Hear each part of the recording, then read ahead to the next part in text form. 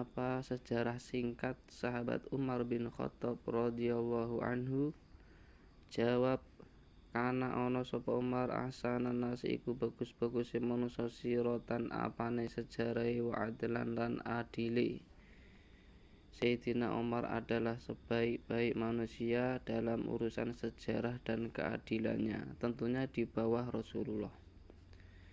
Derajat baik di sini adalah di bawahnya, tetap di bawah Rasulullah. Wa huwa utawi Umar awaluman iku kawitane wong sumia kang diarani sapa man bi amiril mukminina kelawan amiril mukminin. Pimpinane pira-pira wong sing beriman. Dialah Umar. Umar adalah orang pertama yang disebut sebagai pemimpinnya orang yang mukmin, orang beriman. Wa huwa utawi Umar wadi'ut tarikhi